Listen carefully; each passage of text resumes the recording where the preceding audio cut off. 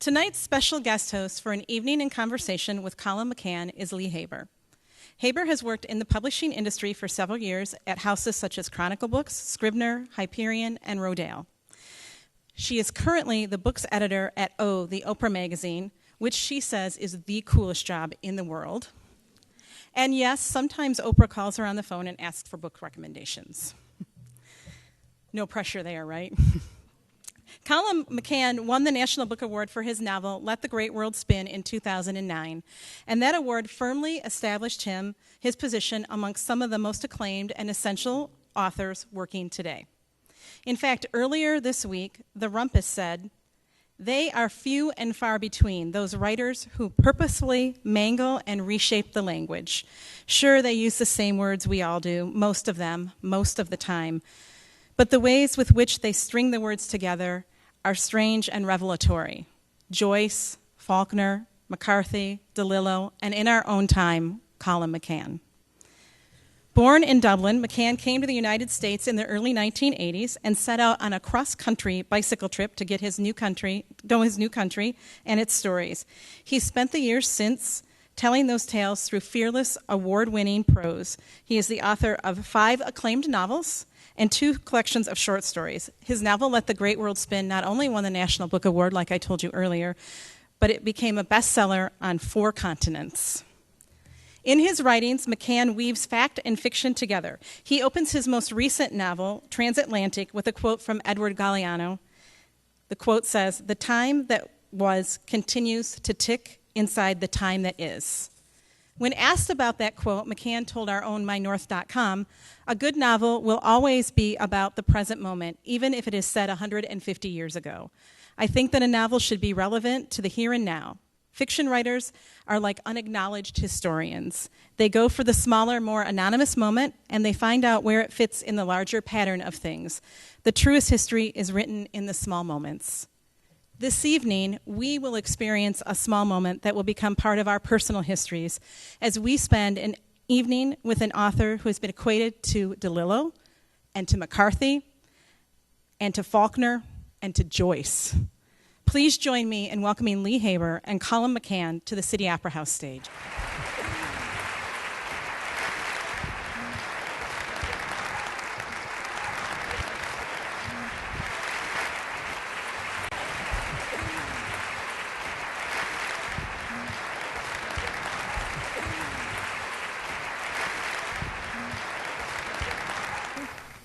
Colin, it's such a pleasure. Isn't this great? Oh, it's fantastic. He's one of my favorite writers, too. And just coincidentally, we actually feature him in the June issue of O Magazine, our lead review.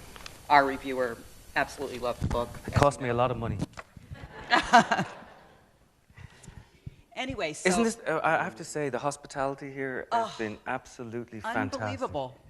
Absolutely. Yeah, it's just... Yeah, Doug, Jill, and the team couldn't be better. Fantastic. And I think we're moving to Traverse City, right? Absolutely. Yeah, okay. All right, so before we get to your incredible new book, I just wanted to step back a little bit and find out what it must be like for you. You know, just a few years ago, you wrote a novel that sold about 5,000 copies, got beautifully reviewed. My mother bought most of them. Right. And then with Let the Great World Spin, everything began kind of spinning for you. Mm-hmm. It won the National Book Award. It was a huge bestseller. You know, you got the kind of accolades that Jill was just talking about. So what is that kind of validation, even fame, do for a writer? It's very interesting. I was thinking that when Let the Great World Spin came out, my good friend, and you probably knew him, Frank McCourt, was still alive. Did Frank ever visit here? You've probably all read Angela's Ashes, right? Yeah. But Frank was in a hospice on 92nd Street and 3rd Avenue, and he wasn't well. But he'd lived such a fantastic life, and his voice had gone. And I went into the room, and he was laying there in bed, and he calls me across, and he goes, "Big shot." But he taught me humility. Actually, one of the things I was writing things down to him, and I used to go out in the town with him and his wife Ellen and my wife Alison, and we used to go dancing and singing and doing all sorts of crazy stuff. And I wrote down on the piece of paper, when and where are you going to go dancing now? And he wrote down every Sabbath, and next Sabbath, which was true because he was dead the next weekend. Next Sabbath, I will go dancing upstairs with the great JC and the Mary M and the 12 hot boys. And then he wrote, and I think this is the last thing that Frank McCourt ever wrote in his hand. He said, "And in the morning, all will be forgiven." Wow. So, you look at somebody like that who had huge success and was able to keep it in check, and you just learn to develop humility, I think. And he kind of came out of nowhere, really, in terms of the writer scene. But you've been really toiling away, right? And gradually gaining audience, but then suddenly kind of bursting into, the scene in a really amazing way. Well, 20 years ago, actually maybe 22 years ago, when my first book came out, I remember I'd been living in Japan and I was going to London, and my first collection of stories, Fish in the Slowback River, was about to come out. And so I had my torn black overcoat. Which, by the way, you have to read. Oh, Is it going to be on an ebook soon? Which made into an ebook soon? The oh, collection? I hope so. Yeah, I hope so. Yeah. So I had a torn black overcoat and a really naff-looking beret, and I was going to go in, and I thought everybody was going to turn around and say, "Oh, congratulations!" And so I went up to the offices, and absolutely nothing happened. Oh. Right?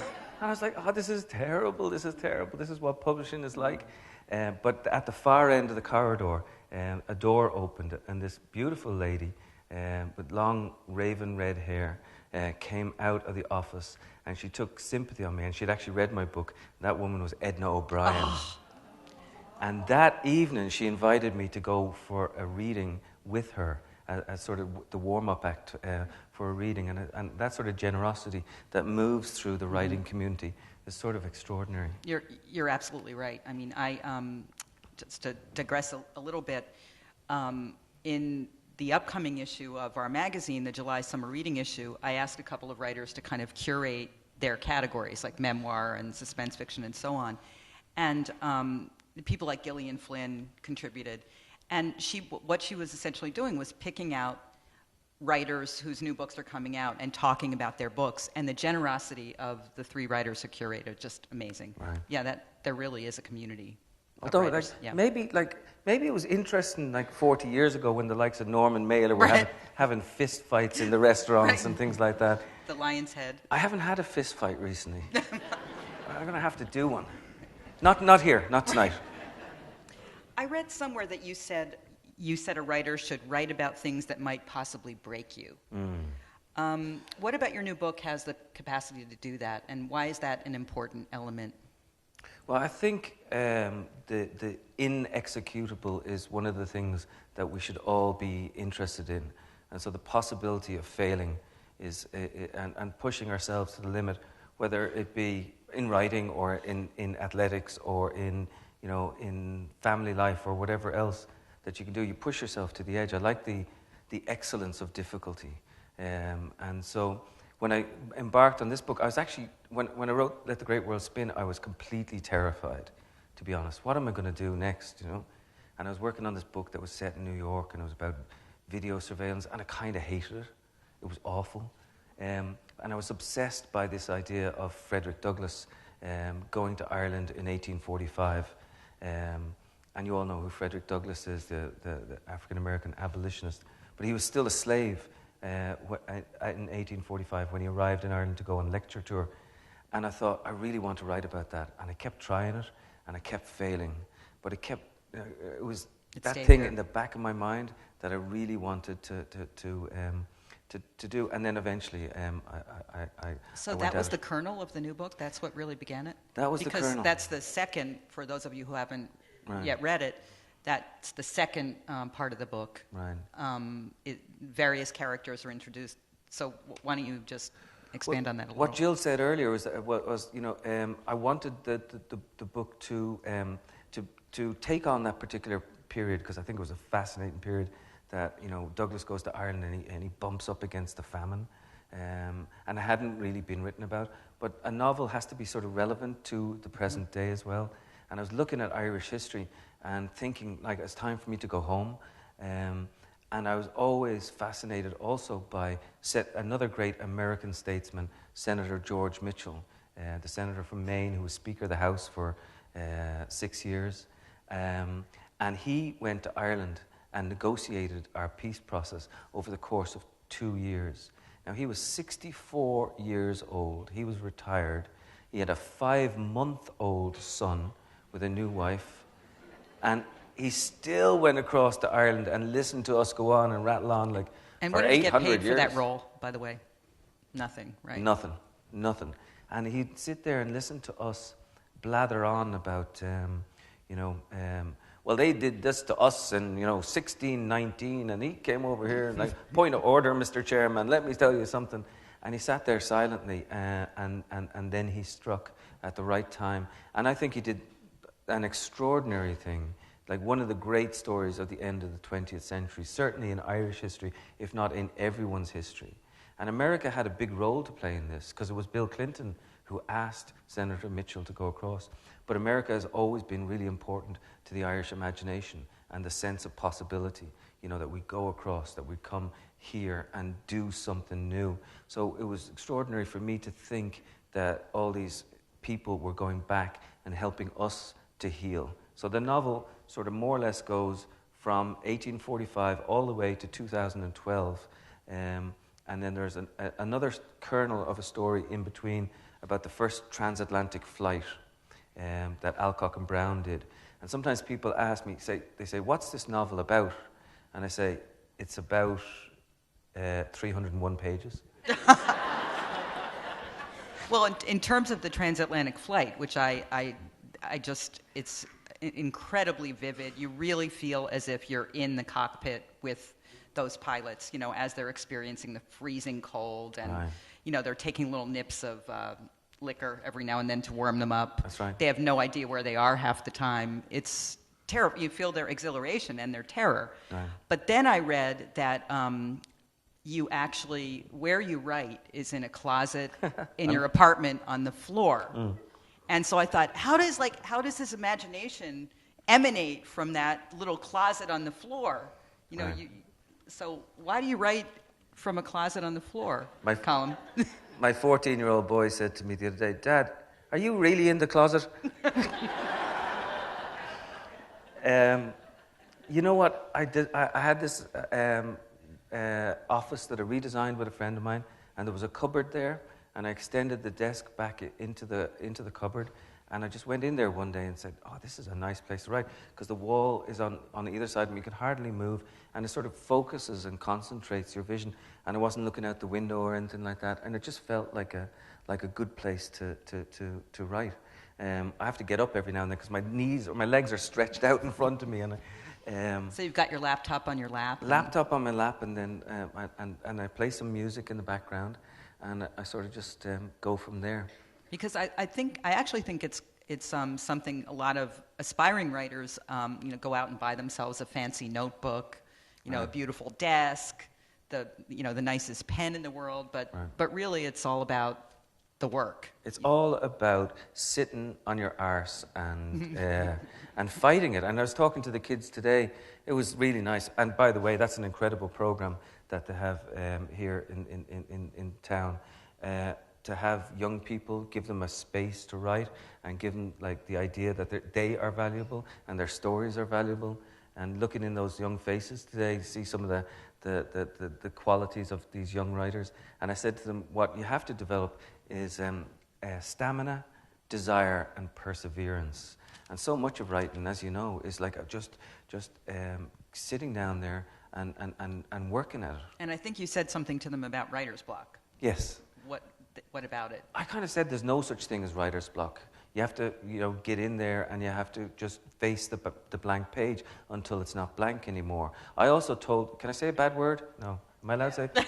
Yeah, can we Please bleep? do, right? Can we bleep it out on NPR? No, I'll tell you that it's a 4-letter word that begins with S and ends in T, right? So you can use your imaginations, right? But a friend of mine says, Alexander Heyman, who's a great writer in Chicago, he says, it's all bleep until it isn't. Right. And it sounds facile, but in the end, what he's talking about is that you got to fight it, you got to be there, and you got to work it over and over and over again. And not romanticize the inaction. Right. Yes, yeah, and you can do. I know when it's going well when I can get up or get out of my closet and go, wash the dishes and go for a run and look after the kids and bring them to school and things. When it's going badly, I just sit there and fight, sometimes for 12, 15 hours a day. And because you have to it's like breaking a fever. You have to be able to break the fever.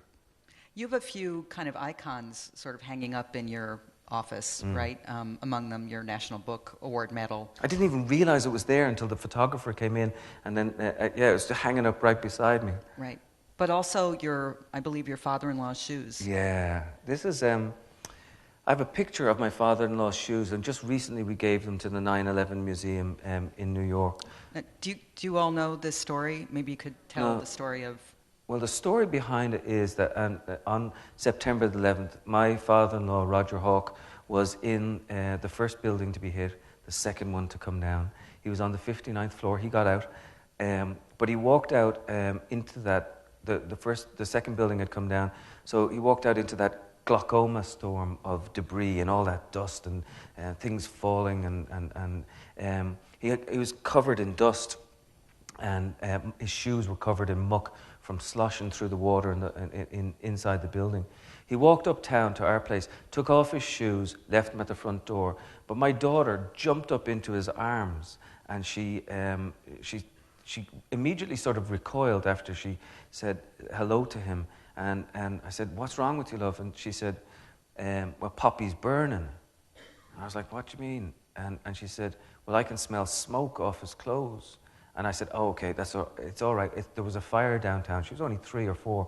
There was a fire downtown, and I wasn't going to go into what was going on. And she said to me, "No, you don't understand. He's burning from the inside out." And when she said that, he took off all of his clothes, and he actually threw his suit away. He threw his shirt away, and he left his shoes at the front door. And they sat there for weeks until my wife, Alison, looked at them and said, "We got to do something about those shoes," because the debris from the World Trade Center was still on them. Yeah. So I just put them in a box and tucked them in my office. And I wrote "Let the Great World Spin" with those shoes sort of over my shoulder, thinking that that's some way to... And I suppose it's about trying to inhabit the shoes, not just of him, but of all those people who died. And then later, just recently, as I said, we gave him to the museum in New York. So I have the picture hanging up in my office. And then, as a result of your writing that book, you were invited recently to speak in Sandy Hook, Connecticut, to some of the students who... That was the wildest and most touching and devastating and beautiful and profound moments of my literary life. I got this letter from a teacher there, Lee Keelock, an English high school teacher, and he said they were looking for a book for the students to navigate their grief over the Sandy Hook massacre for the older students, the 17 and 18 years old, so that they could read the book and then talk to counselors and use it in whatever way they could to get to a moment of healing. And so then I went up there in April and spent a day with the students. And these kids were profoundly brilliant. They would say things to me like, "We know that we are shrouded in darkness. We know that we saw the heart of darkness." Because they did. They had brothers who had died, sisters who had died. They had babysat for these kids who were now gone. And I tell you, I was sat there and there were tears in my eyes. And then they said, but we're looking for a little bit of available light. And I thought, well, that's it. And the fact that they had navigated some of this through any of my fiction or through anybody's poetry, it makes you think that literature actually, can do something. Because there are times when you think, oh, is this worth it? But then you have moments like that change your life. Well, I also read somewhere that you talked about how easy it is to be cynical and how the more difficult thing in life is to be an optimist. Right. And I think that really comes through in your, in your work when you talk about in the new book, the pilots, right. Being optimistic, reaching towards the future. They took, like the pilots, the Alcock and Brown, they changed the bomb bays on their plane to petrol tanks. And they're based on real life figures. Real life figures. But see, when you're an optimist, it's so easy for people to accuse you of being sentimental. Especially somebody who's coming from it from a pretend intellectual viewpoint, because they like to be those squinty-eyed bastards sitting in the corner, like they do. The person who's at a party and he's sitting over there nursing his drink and he's saying, it's all crap. And you stand in the middle of the room as an optimist, and you're sort of exposed in certain ways. So I think that the real value of an optimist is to be able to deal with the cynic. So to be as equivalently open to his or her pessimism, and be able to beat them at their own pessimism, leave them there, acknowledged in their whatever pessimism they have, and walk away from it and just say, I'm going somewhere new, because it's really no great revelation that the world is dark and that bad things happen. The true revelation is that you can get something out of the darkness and go somewhere new. Otherwise, it's not worth it. It's really not. And that's what these kids were talking about. Even though they'd gone through this terrible, terrible moment, they were looking for somebody to come along and say, yes, you're valuable, and your story is valuable, and your ideas are valuable, and your life can be valuable. And I'm prepared to take on, maybe that's my fist fight tonight.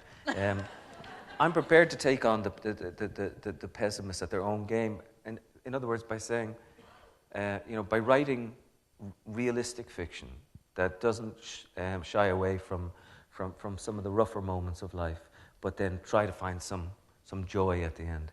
I think you once described yourself as a poetic realist. Yes. What does that mean? I don't know. Sounds nice, though. It does. I'm maybe a Pez optimist or something like that. Did your parents read to you when you were a little kid? They did, yeah. What did they read you? My father was a novelist. He's a writer. He wrote 27 books, and 7 of the books were kids' soccer books. And he was a soccer player, and he was a soccer player. He played in England.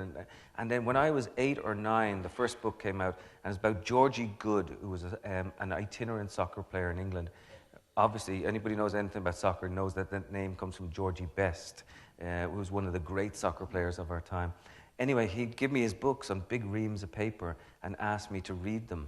And when the book finally came out, I remember going to school. I went to school in Foxrock, in a suburb of Dublin, and my teacher, Mr. Kells, told us if we behaved ourselves that he'd read from my dad's book every Friday afternoon. Wow. And I do remember Christopher Howlett, a red-headed kid in the class who I've never met since, jumping up on the desk when Georgie Goode scored a goal and going, yeah! And I thought, wow, that's pretty amazing. But my parents, they gave me access to books, and I grew up fairly suburban, middle class, and I was lucky. I had the world's worst childhood for a fiction writer. Oh, because it was idyllic? Because I was happy. Yeah. That's what I used to laugh at. No Angela's Ashes. Yeah, McCourt and myself, I said, McCourt, you got all the misery. I hate you. That's funny. I interviewed Edna O'Brien recently, and she was not allowed to read books growing up. and she had kind of a miserable childhood. Right. But one thing you have in common, I guess, I asked her, why are the Irish such great storytellers? And she said, I think we're all a bit mad. Oh, yeah. Is that right? Yeah. There is that madness there. There's so many currents in Ireland. I mean, we have this Hiberno English, this deep desire to tell a story, a tradition of storytelling that goes all the way back to the Shanakees that used to walk the roads and go from town to town. And I suppose we also practice it because we were, or many of us grew up Catholic, so we were telling lies and confession every Friday. I remember that moment. It's like, I have to go in and tell the priest what the bad stuff I did. I don't want to tell him the real bad stuff I did. So I had to I had to lie to the priest. Do you want to give us an example? Yeah, well, I used to like shoplift little things from Dunn stores and everything, but I would go in and tell the priest that, I can't even remember what I said to him. I won't tell you what I said to him.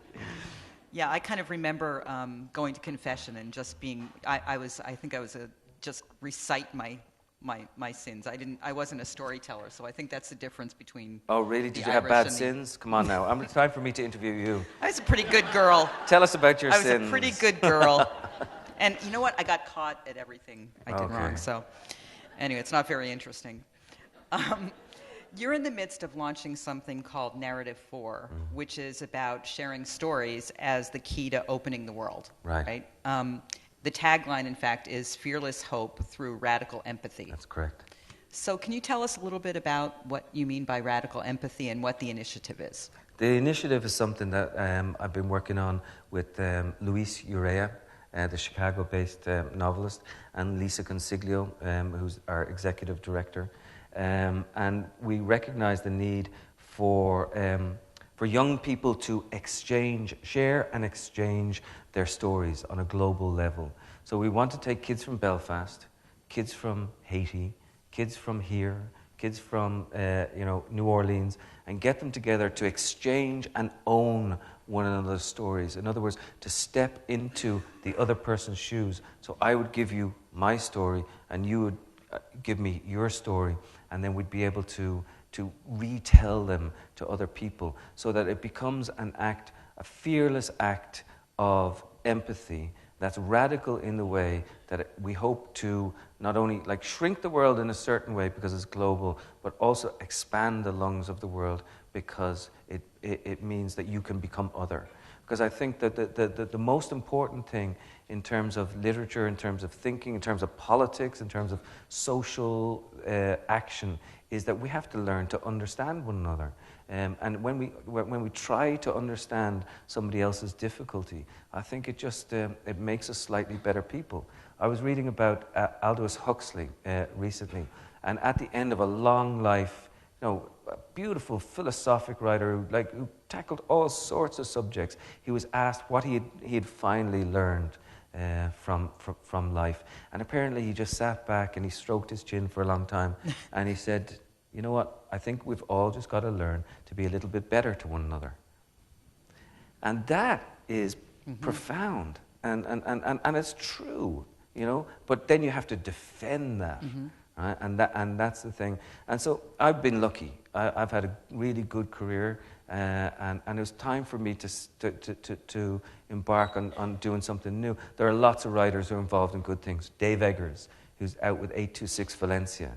Roddy Doyle is in Dublin with Fighting Words. And this organization that we're creating is sort of an umbrella organization to bring creative writing groups together and give kids a chance to tell their story, and it works. It's incredible. It sounds amazing. It's really incredible. You've got some really amazing people involved in it too. Yes, well, we have Sting is going to be in Chicago on Saturday, and he's going to actually sing in front of a couple of thousand kids, brand new stuff. J.J. Abrams, the director, is one of our honorary members. Gabriel Byrne, Salman Rushdie. All sorts of people have given us their names, and Gabriel actually wrote a story for Esquire magazine How to Be a Man. How to Be a Man. Do you want to tell him the story? No, you... Shall I tell the story? Yeah, please do. Okay, something really embarrassing And then happened. save a little time for you to read a little bit. Oh, yeah. Something really embarrassing happened the other day. But it wasn't embarrassing, it's kind of funny. So we were at this launch of Narrative 4, and Gabriel's there, and there's a reporter there, and she's asking us, what's Narrative 4, and how was it born, and we're talking about, and we give it the line and everything, and we're having a great time. And she turns to Gabriel, and he's leaving. And you know who Gabriel Byrne is, right? Yeah, the most handsome actor in the world. Every woman in the room Every woman knows. in the room. He's in treatment and and done fantastic films. Anyway, Gabriel he has a twinkle in his eyes, and he turns away with his girlfriend, and she says, "How did you meet Colin?" He says, "Oh, I slept with him." I was like, no, she's a reporter. Don't say that. Anyway, the reporter quoted it today. It was very funny. I'm glad you think so. It's funny. Anybody who knows me knows it's very funny. So would you like to read a couple of lines for us? Sure. Okay, I'm going to get real serious and read about Frederick Douglass for a little while. Douglass was 27 years old.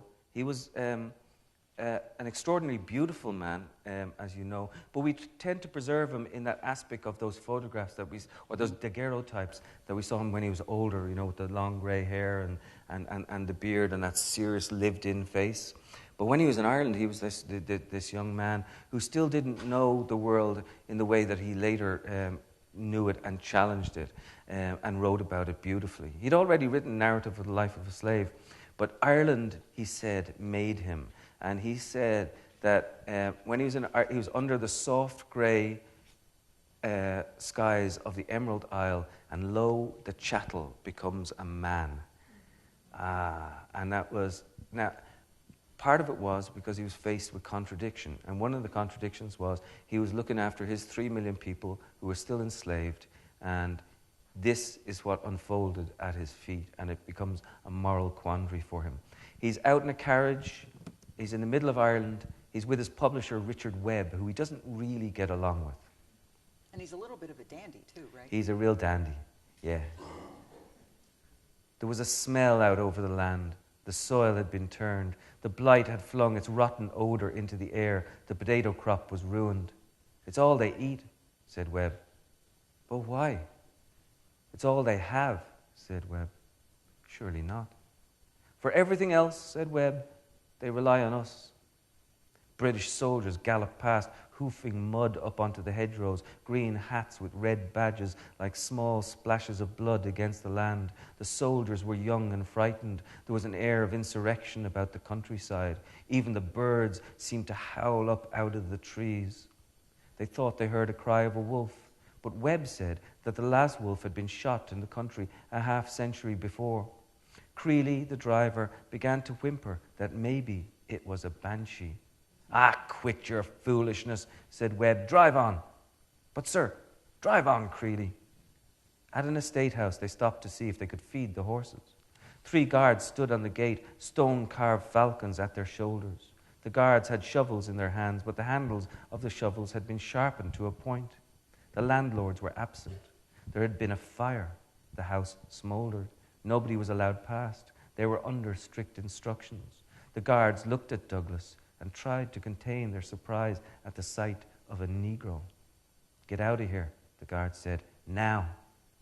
Creeley pushed the carriage on. The roads twisted. Hedges rose high around them. Night threatened. The horses slowed. They looked ruined. A gout of spittle and foam hung from their long jaws. "Ah, move it, please," called Webb from the inner cab, where he sat knee to knee with Douglass. Under a canopy of trees, the carriage came to a creaking stop. A silence pulled in around them. They heard a woman's voice under the muted hoof shuffle. It sounded as if she were invoking a blessing. "What is it?" called Webb. Creeley did not answer. "Move it, man, it's getting dark." Still, the carriage did not budge. Webb snapped the bottom of the door open with his foot. He stepped down from the inner cab. Douglass followed. They stood in the black bath of trees. In the road, they saw the cold and grainy shape of a woman. She wore a grey woolen shawl and the remnants of a green dress. She had been dragging behind her a very small bundle of twigs attached to a strap around her shoulders, pulling the contraption in her wake. On the twigs lay a small parcel of white. The woman gazed up at them. Her eyes shone. A high ache tightened her voice. You'll help my child, sir," she said to Webb. "Pardon me? God bless you, sir. You'll help my child." She lifted the baby from the raft of twigs. "Good God," said Webb. An arm flopped out from the bundle. The woman tucked the arm back into the rags. "For the love of God, the child's hungry," she said.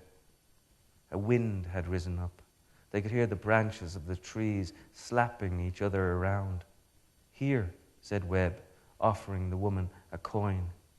She did not take it. She bent her head instead. She seemed to recognize her own shame on the ground. "She's not had a thing to eat," said Douglas.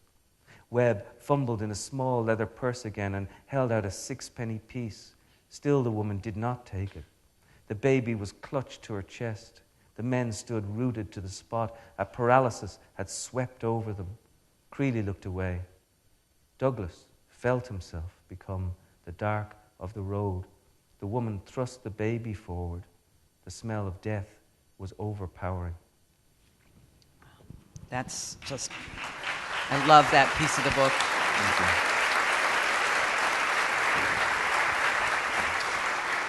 And by the way, Colin will be signing copies of the book, which will be on sale after our conversation, after the Q&A portion.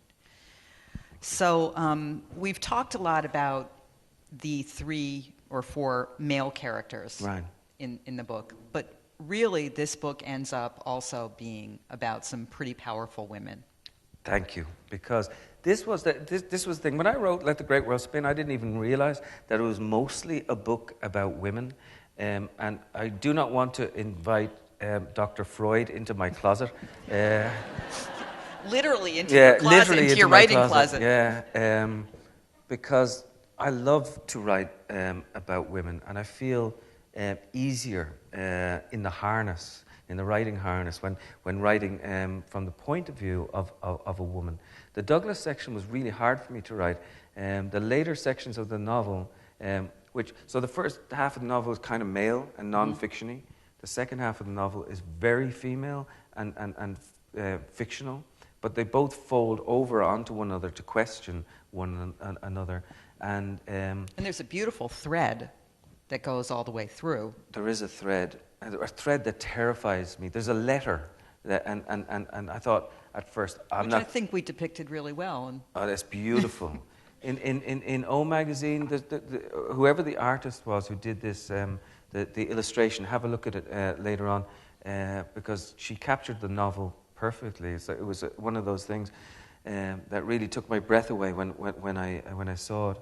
But I was scared by a letter, because I thought, Jesus, a letter, it's a device, and I didn't want to turn it into some Jane Austen 19th century novel, and I didn't want to do an email or things like that. Not to mention that people under 21 probably don't know what a letter is. Well, that's true. Yeah, that's true. But this letter is an unopened letter, and I won't tell you any more, but when I finally got to the section where it had to be opened, I did not know myself what was going to be in the letter. Wow. And I remember that day, and I was really terrified. And when I found out what it was that was in the letter, which is neither too extraordinary nor not too small, I felt, okay, I have the novel now. But it belongs to women. And peace, which the novel is very much about peace and acceptance and moving on. That, you think about like the Northern Irish peace process, and Senator Mitchell says this too, it belonged to women. It was women who got out in the streets and said, stop this.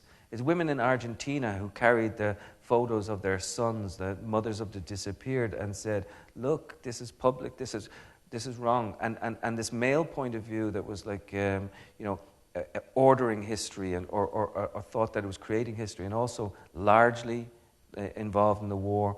I think women have been responsible, certainly in Northern Ireland, for so much of the peace process. Even though Senator Mitchell was the one who sort of orchestrated so much, he knew that he would much have preferred to have the chambers full of those 3,600 mothers who lost sons and daughters. And he would have gotten a much, much quicker peace process if they'd have been allowed in. But I mean, the world goes on, and I'm glad that you say that it's really a novel about the power of women. Absolutely. Yeah. I'm always curious about this because you're right in the throes of the tour and the kind of the whirlwind promotion, interviews, and so on. Are you thinking about your next book as you're touring, or have you done? You're done with this book, you're touring, and then you move on and start plotting out the next book? Someone's going to give me my next book sometime later this evening. No, I have an idea, and it's kicking around the back. What happens is that at the end of a novel, it seems to me that you're so exhausted that you've used all of yourself up and you're an empty vessel. And then you start to maybe tour and talk, and then the book belongs to other people. Like, the book is no longer mine. And then people come along and they make sense of it for me. Often a writer doesn't even know what it is that he or she has written until afterwards. It's sort of a process of mystery. And then people start to fill it in. They own the book for you. And then I can step away from the book and start to think about other things. So I read poetry, read books, and try to find somewhere where. So I'm sort of taking notes, and I have a vague idea of where it is that I want to go. But that's terrifying too. And? Can't tell you, I'd have to kill you. Right. And you don't want that to happen. No. No, I mean, I have a few ideas, but yeah, I think sometimes you have to hold it close, because then you lose it. If you start to talk about it too much. Oh, absolutely, totally understand. And also, there's that thing, that wonderful mystery, and all the young students know this, that you get an idea, and you walk around the park, or you walk along there by the water, and you think, I have this idea now. And then it always seems so fully formed, and you feel like it's moving through you. And then you get home to the pad or the computer or whatever it happens to be, and it just doesn't come through your fingers. And that feeling, it's like when you're writing a paper, it's like, how come I know all this stuff is inside me, but it won't come out? And so then you have to embark and go deep and fail. And that's why Beckett is interesting to me. He has that beautiful phrase, no matter, try again, fail better. And that's what the process is about, failing better every time. And that's the other thing about success, is that you have to acknowledge that your novels have fallen short of what you dreamed them to be. Because if anyone says, I wrote the novel that I wanted to write and it's all perfect, they're finished.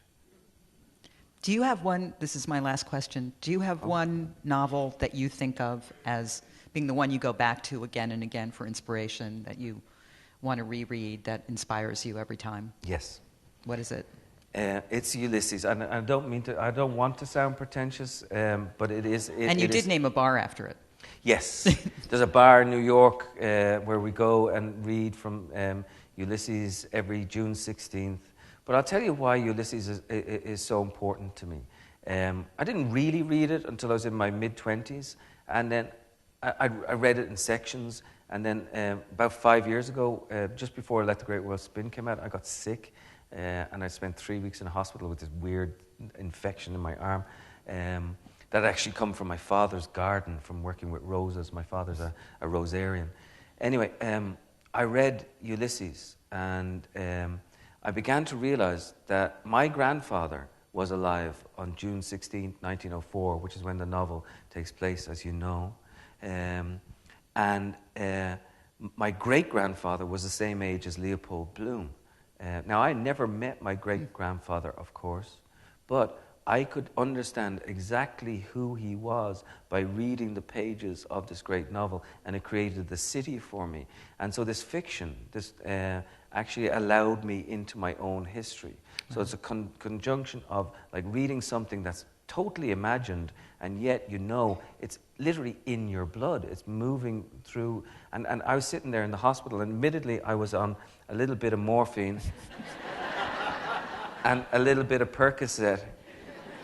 But my dead grandfather walked into the room and sat down on the bed for a little while He stank a little bit of whiskey, mind you. But it was it was one of those things where I recognized that I could negotiate my own life through literature. Much of the way that we talk about those Sandy Hook kids, maybe being able to negotiate some of their grief through reading something that at first doesn't seem to be, absolutely pertinent to their immediate experience. But literature goes back in and reinvents and retakes, and then we build up all these different layers of our lives. And I think that's part of its beauty, and it's also part of its charm and its difficulty too, as well. So Ulysses, I read every year, and I love doing it. And it's perpetually surprising to me. And the older I get, the more I recognize in it, because it is a vast compendium of human experience. It's also naughty.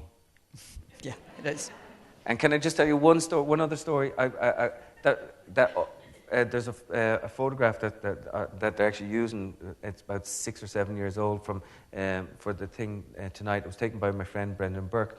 My friend Brendan died in early January. He's a good friend of mine, and I'd been at him for years to read Ulysses, years and years. Really great friend. So I went back to Dublin, and his partner Liz, she said to me, "By the way, Brendan bought Ulysses 2 weeks before he died." Right? I was like, jeez, did he read it? And she said, no, it wasn't cracked open. But what she did was, and in Ireland we have this tradition of an open coffin. He was in a wicker coffin. And she placed it on his chest. And I got a chance to sit in with him, before the family came and everything. So I just picked up the book off his chest and I read him the really dirty parts. Why not? Thank you. Colum, thank you so much for sitting down to talk. This was really just so much fun. Thank you. It just flew. It did, It I know. flew. What were we nervous for? I know, it's great. Thank you. Thank you. Well, so we'll open it up to some questions from the audience. I think we have about 20 minutes or so for questions. So,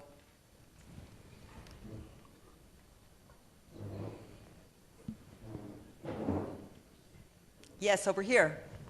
Good evening. I recently read your book, Zoli, for a book group of mine. I absolutely loved the book. I thought it was brilliant. And I'm wondering what inspired you to write this story. Okay. Zoli is a book about a Slovakian-born gypsy woman, or a Romani woman, who gets expelled from her own people for writing poetry and revealing the secrets of her culture. Honestly, I read a book by Isabel Fonseca called Bury Me Standing, and there was a photograph in that book of this gorgeous, gorgeous, gorgeous woman who looked like Anna Akhmatova or Nadia Mandelstam. She had that Russian look to her, dark hair, and I was completely compelled by her gaze.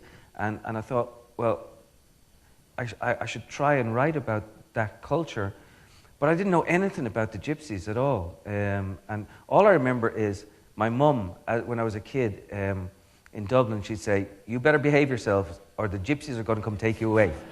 Right? So I went and started researching the whole culture, and it's a fascinating story. And then I went to Slovakia, and I went down and stayed in some of the camps. Now, I had some Romani guides, but even they said, "We're not sleeping in that camp tonight." But I stayed, and I didn't even speak Slovakian nor Romani. But I negotiated it by singing bad Irish songs and drinking vodka with them. But I remember in one hut I went into, there was a woman there, and she was really berating her son. And my translators were with me at that stage, and she was going, and I said, "What's the woman saying to her little boy?" And she was saying, "Be careful, or that white man over there is going to come take you away." I was serious. No. I swear to God. I swear to God. I swear to God.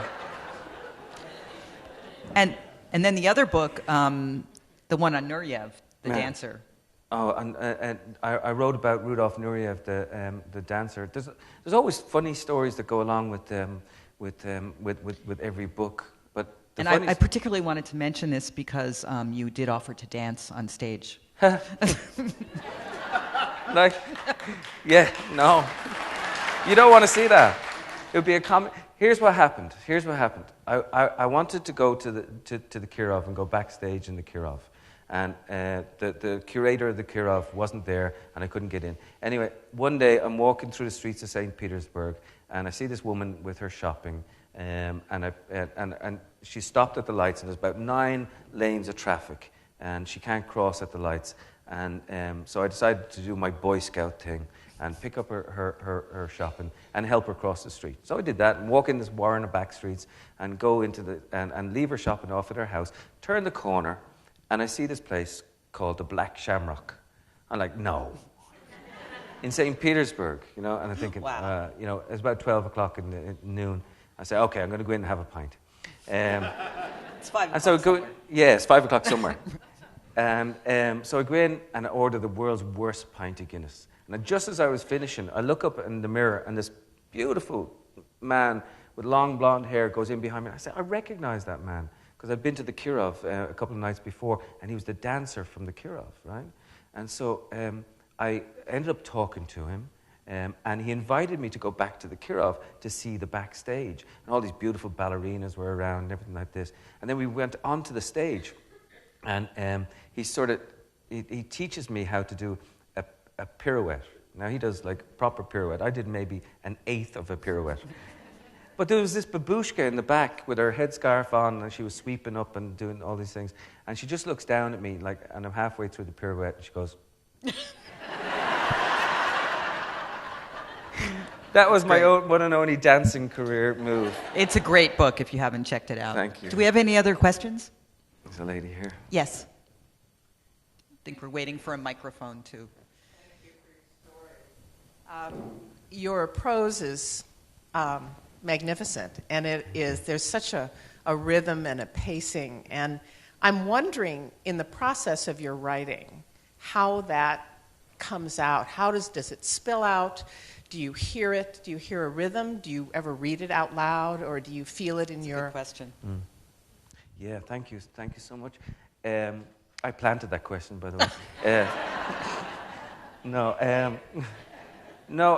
Music is really important to me, and the whole thing about being Irish is that, yes, we do have all that music going on, but my kids think I'm completely mad because I do walk around the house reading things aloud. I think getting the rhythm and having the words lift up off the page, and I do think it's like trying to conduct an orchestra, and in the beginning it's sort of messy, and they're saying, okay, a contrabass goes here, piano here, strings come out here, and then finally you move it all together, but you edit it down, and I also listen to music.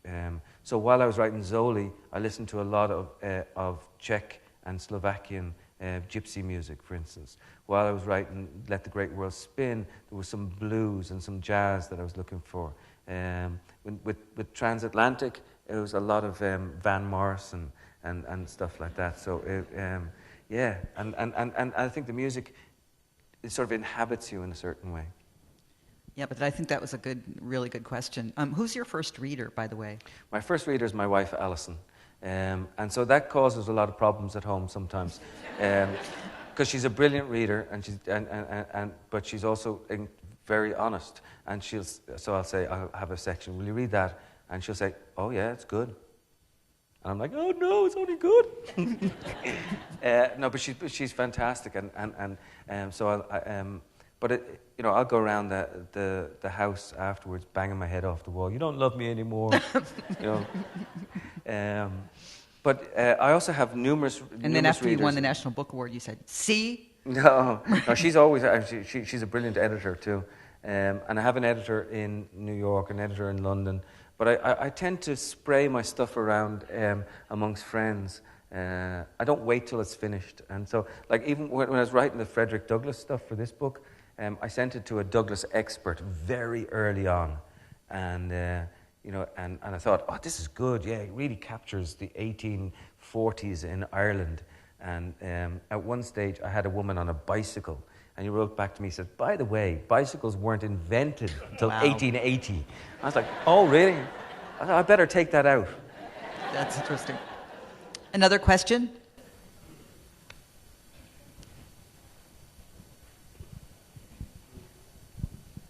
I know that you mentioned earlier this evening that you have a daughter who will embark on the college search process in another year.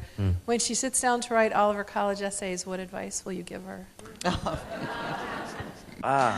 Okay. Yeah, good luck with that one. That's a hard question. Well, I will tell you that she wrote an essay about herself, and she doesn't want to write, and she says, she wants to be a marine biologist and a radical environmentalist, but she wrote an essay about herself a couple of years ago that I thought was just absolutely phenomenal. And I see college applications every year. I teach at Hunter College in New York. We get 500 applications for 6 places. And these for the MFA program.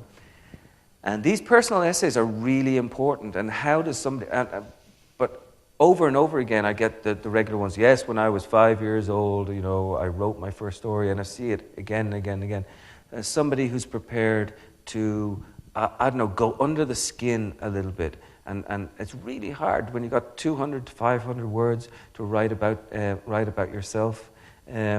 But you do have to work it. But don't necessarily listen to all the college counselors or all the people who are saying that you have to, really certainly for me, if you can thrill me with language and say something that makes you, stand out as different, and if you show that desire and that sort of thing, I think it's fantastic. I think we're way too obsessed with results, like SAT numbers and all that sort of stuff.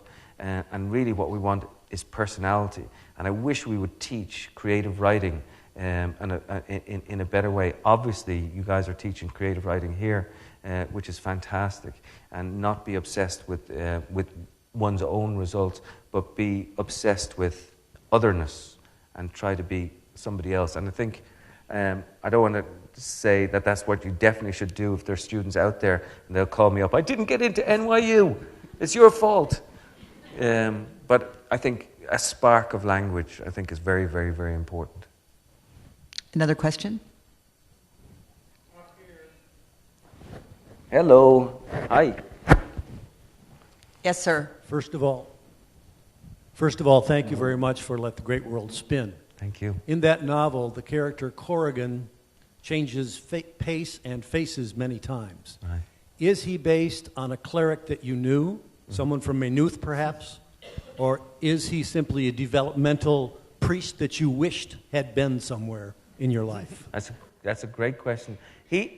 Corrigan is the person that I wish that I could be in a certain way, but I'm much more like his cynical brother, who was much flawed.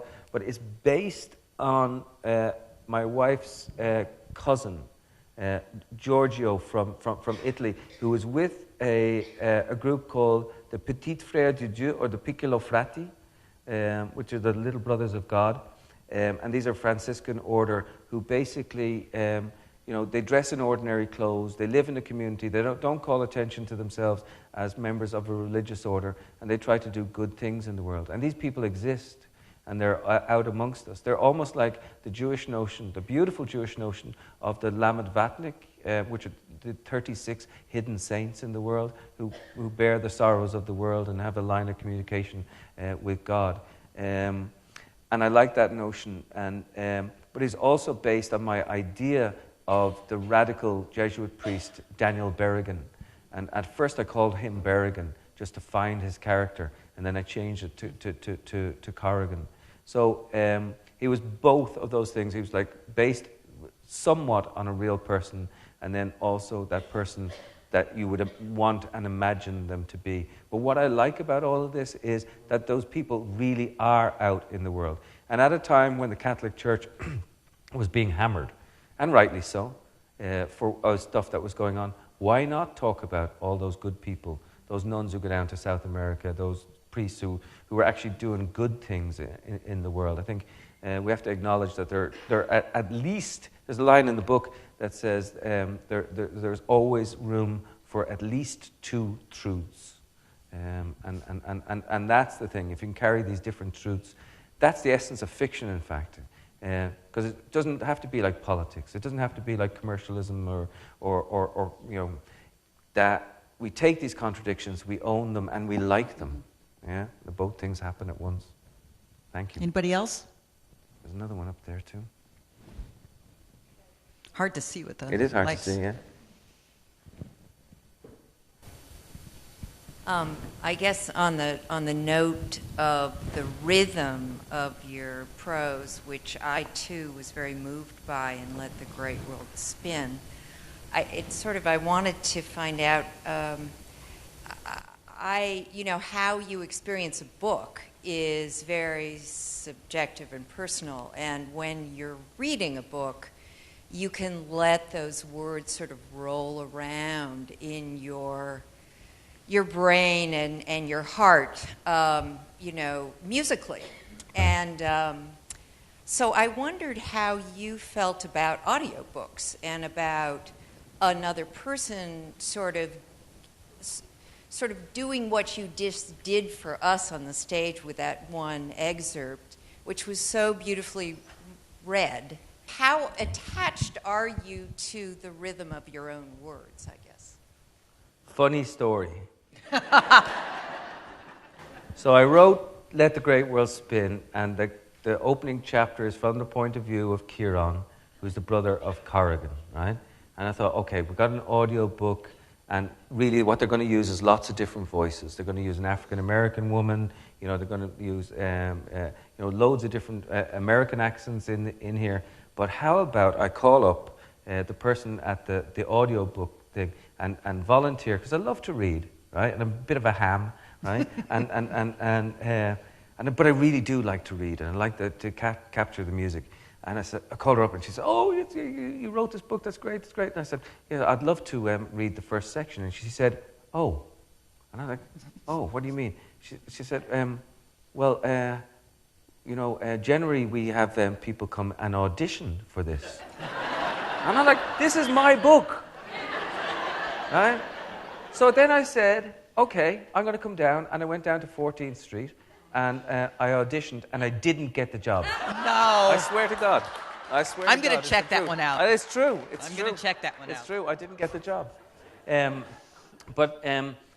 I like to hear other people read it, and it sounds different then, and they own it in different ways. The same way that a reader ended up reading owns in different ways. Huh? Who ended up reading it? I've never listened to it. I haven't listened to it. Now, with Transatlantic, there's an Irish actress, Geraldine Hughes, who I asked if she could read it, and apparently I haven't heard that. I will listen to that. Apparently she's done a beautiful job. No, I said to the audiobook guy, she has to read it, because she's an actress, she knows. And reading it, it's not the same as on stage, because if you fluff a line, and really, I suppose I can understand that I didn't get the job, because you do need an actor and a sensibility. But I think now that you've won the National Book Award, maybe, I don't know. Right? They probably wouldn't make you audition. I don't know. Maybe still. We have a hand up over there, I can see.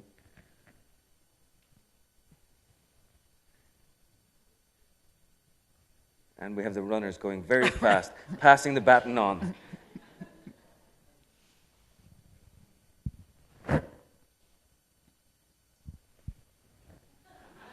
Hey, that's a relay race. Thank you so much. Can you all hear me? Yes. When you're writing your first draft, do you start with character sketches, or do you know the ending beforehand? And how long does it take you to complete your novel? Does it take you years and years, or? Generally, a novel will take me 3 years. And the way I explain it to my students is that one should feel a bit like an explorer. And you want to go and you want to find a new landscape or a new land or discover uncharted territory. So most of the time you take this little boat out and you end up dumping straight away, because the waves come in fast and you crash. And then you finally get out past those early waves, and then you get drifting off in the current, and you go the wrong way. And then another day you go out again, and this time around you get out, but maybe your oar breaks, or whatever it happens to be, or the wind is not fast enough. But sometime about a year into the process, you finally get out in the boat, and you discover a land there which is hopefully like a Galapagos of the a Galapagos of the imagination, and you step off the boat into that island, and then you meet all these creatures that you sort of knew from before, and then you develop a theory of evolution, and and the theory of evolution is the story that as it unfolds around you, and you hopefully get it right. But in other words, I don't know where I'm going, but I'm hoping that I'm going to get somewhere good, and I definitely never know the ending, and part of that is the fun of actually going on a journey and discovering what it's going to be like. You do get battered around a good deal. I got battered around by this book, and I got battered around by Let the Great World Spin. You tend to think afterwards, it was easy. It's like childbirth, It's like, but no, this one battered me around a good deal. But that's part of it too. You have to be, you have to take the good stuff as well as the bad stuff. But in general, it takes me about 3 years, maybe 4 years, to work on a book. Isn't it amazing to listen to, some of your favorite writers speak the way they write? I mean, it's really a treat to just listen to you riff. All right. Thank you. Yeah.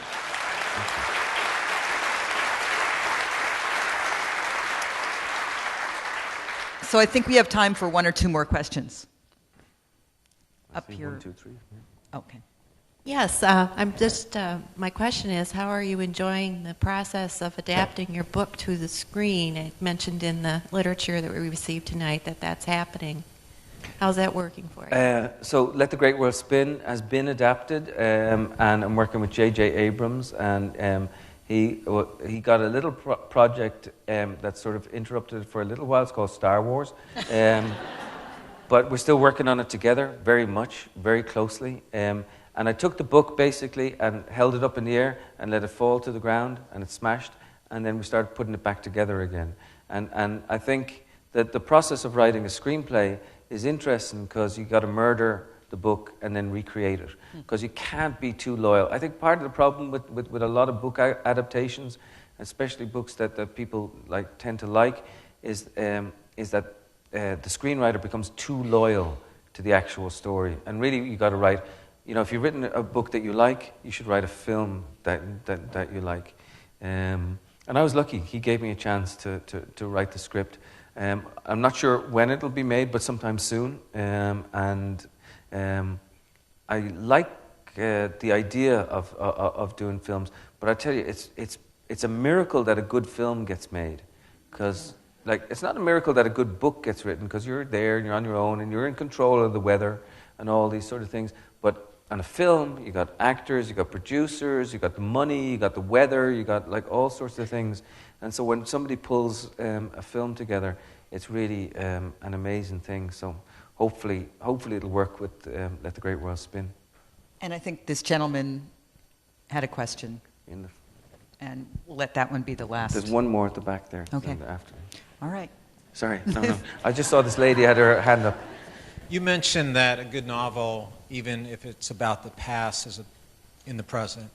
Right. On your bike ride across this country, did you, in learning about our history and our beginnings of what is past, see something in the present of what our story is and what our present narrative is? Do you see that a present narrative that comes from the past? Yeah, that's a beautiful way to put it. The past, to me, Faulkner said, the past is not dead; it's not even past. And I would like to expand on that. Even the past keeps developing and changing, in an extraordinary way, and it changes according to how the present bumps up against it. And I loved, cycling across the United States and trying to discover the history of this country. And obviously the history, a lot of it came from where I had come from before. All those Irish immigrants who had built the canals and the railways. But it's also all those Chinese immigrants and all those Europeans and Italians. And so America becomes sort of a compendium of all these different countries. And you could take the history of America and go back and tell it in extraordinary ways and go to any place that you want to be. And then it speaks then to the present as well. And of course the present only lasts, the present doesn't even really exist, because the moment you think about the present, it's already past. And the mind that remembers is not the same mind that has done the remembering. There are proteins in our brain that have changed. Even the structure of our brain changes in a millisecond when we remember things. And so this function of memory is very important to the literary experience. And hopefully that answers your question. I don't know if I really answered your question. And the last question. Thank you. Oh, no, there's 4. No, Thank you. You talked about writing requires 3 really important traits: desire, perseverance, the third one? Stamina. Okay, did you discover those in yourself, or do you have to keep working to possess them? Yeah, I didn't know any of this stuff beforehand, and it's only like when you get out and you start talking and thinking and teaching it that you recognize what these things are. And maybe in recognizing them, you sometimes lose them, or maybe in recognizing them, you sometimes diminish them, but hopefully not. Part of it goes back to Leigh's very first question. And by the way, thank you so much for your beautiful job that you did this evening. Goes back to the first question of where in the world can you, if you have this success, how do you keep on developing? And if you're lucky enough to have a book that people read, how do you keep on developing? And if you become conscious of these traits of desire, stamina, perseverance, can you keep them alive in yourself? And I think part of it is, you just got to be able to sometimes step away from yourself, look at yourself, and also give yourself a good kick in the ass every now and then, which is important too. Yeah? Absolutely. Yeah. That's my only word of wisdom. Give yourself a kick in the ass every now and then. Well, thank you so much. And of course, books will be on sale. Colin will be signing. Thank you. Thank you.